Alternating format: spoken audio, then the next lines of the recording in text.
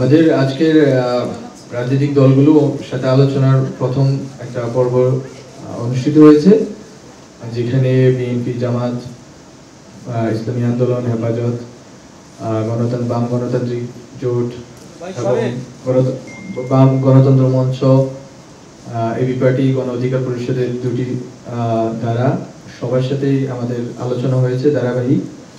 এবং এক্ষেত্রে মূলত সরকার যে কমিশনগুলো নিয়ে কাজ করতে উদ্যোগী হয়েছে, এই কমিশনগুলো 6টি কমিশন নিয়ে তাদের প্রস্তাবনা বা তাদের অভিমত জানতে চাওয়া হয়েছে এবং বাংলাদেশে বিদ্যমান বিভিন্ন পরিস্থিতি নিয়ে আলোচনা হয়েছে, বিশেষ করে আইন শৃঙ্খলা পরিস্থিতি। তার পরবর্তীতে এখানে বিশেষ করে দুর্গাপূজা আসতেছে, হিন্দু ভাই বোনদের সবচেয়ে গুরুত্বপূর্ণ উৎসব।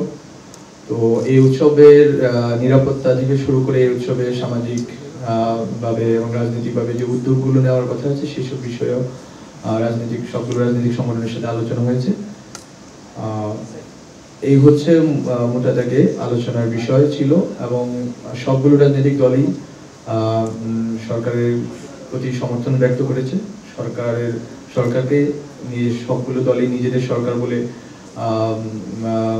এখনো বলেছেন, তারা নিজেদের সরকার বলে মনে করছেন এবং সরকারকে সর্বাত্মক সহযোগিতা দেওয়ার ব্যাপারে তারা এখনো দৃঢ়মত পোষণ করেছেন।